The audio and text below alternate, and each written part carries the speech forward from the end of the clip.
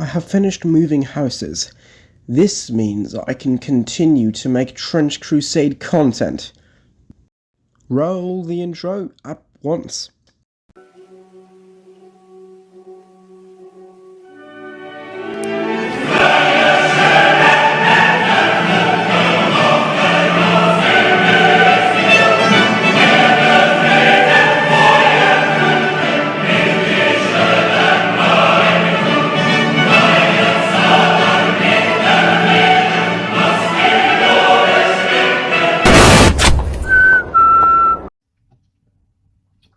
Christos Voskresne!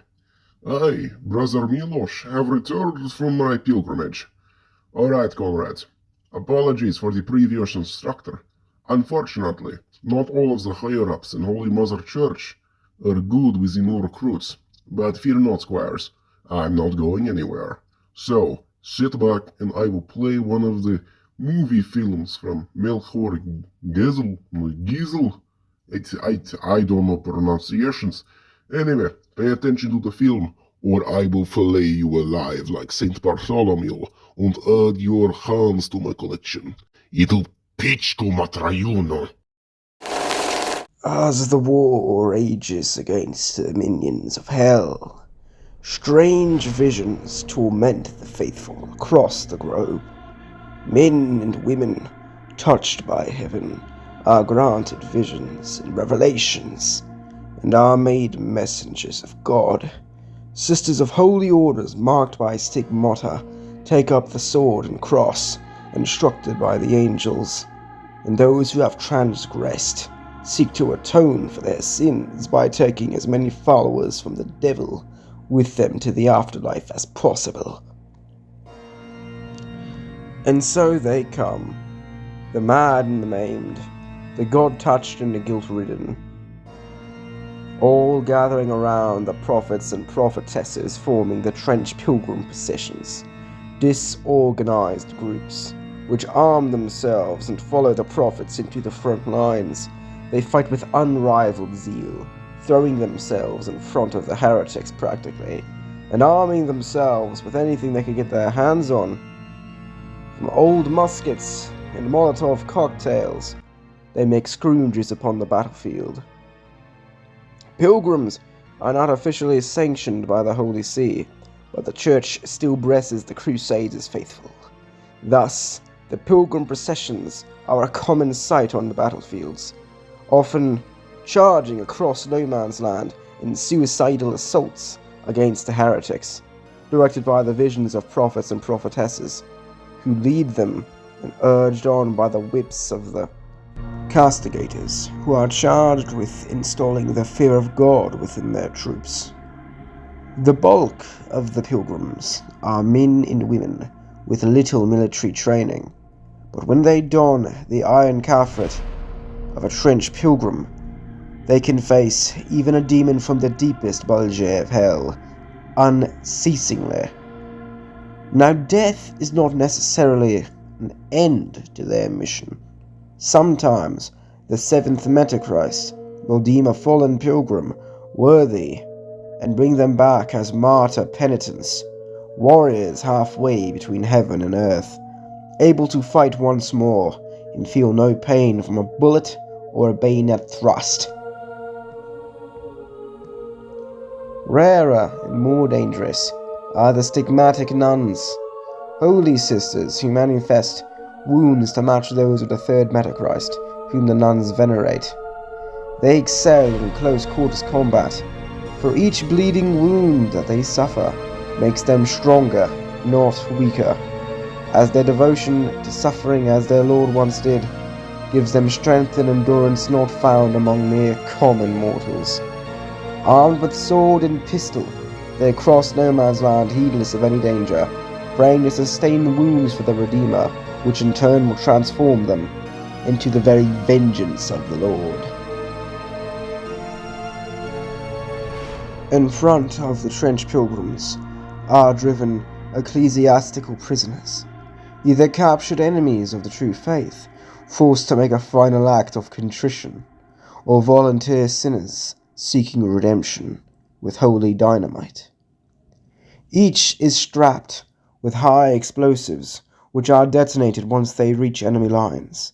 They dash across the killing grounds, hoping to either miraculously survive the blast and escape, or take as many followers of Lucifer with them as they can, depending on their convictions. The most pressant of pilgrim processions will be accompanied by a shrine acolyte, a metal behemoth, some 12 feet tall, a living altar of war, almost completely immune to any damage. The interior of the acolyte is covered in spikes and barbed hooks, so that the monk who controls this colossus is in a constant state of torment, rejoicing in the pain so they can suffer as their lord once did. In combat, they wield adamantine Catherine wheels of massive proportions, which they use to crush sinners and heretics into pulp, and string them upon the wheel as a warning to others. There is a bewildering, indeed a mind-boggling, number and variety of French pilgrim processions.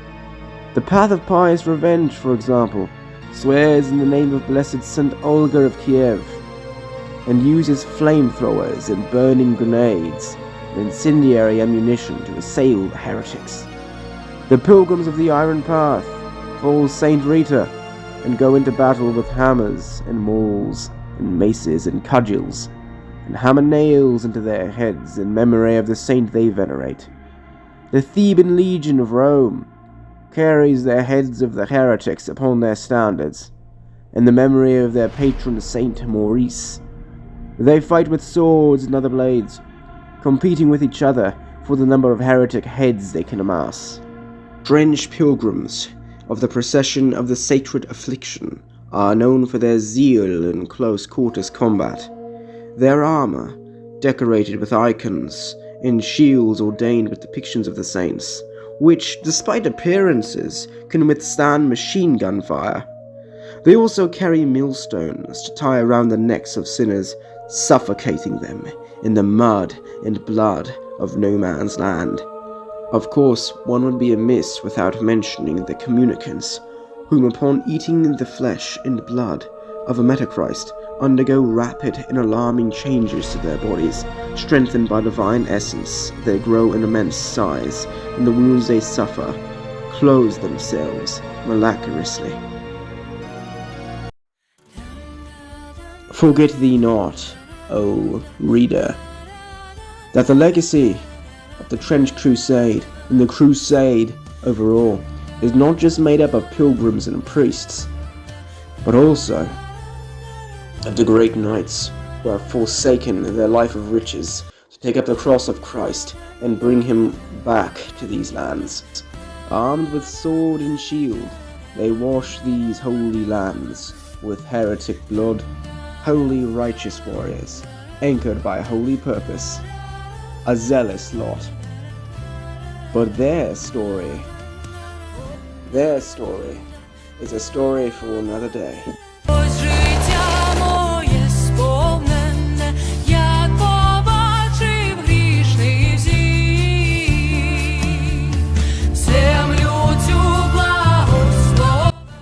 Well, I must say, the feedback I got on that first Trench Crusade video was rather unexpected. I am extremely grateful and have no words in my vocabulary able to thank you all enough for your kind words, your support, your views, and your subscribing, as well as all of the likes. Man, I've never received so much positive feedback on YouTube before, so I am immensely grateful, and I'm in your utter debt. Another thing, I'd like to thank, along with all of you glorious people, the writers of Trench Crusade for giving me a chance to discuss this amazing, interesting world. Of course, I write alternate history myself, I'm quite avid of that. So I'm very happy to see more of it, especially diesel punk variety, which is kind of my cup of tea. If you'd like to know more about what I'm writing, do let me know, because I would love to discuss that as well. Like, if you want to see videos of that, I'd be more than eager to. What else was there? Oh, another thing. Please subscribe. I normally don't like asking people for this, but I kind of need subscribers. So if you would be so kind, dear listener, and subscribe, I would be immensely grateful. Really, I would. Don't you dare doubt me. I will have you know, good sir, that a Florentine is never ungrateful. At all. And that's why you should trust me, because I'm speaking from Dante, who's a Florentine. Yeah, that works, I think. Anyway, subscribe, Pilgrims, please. Yeah.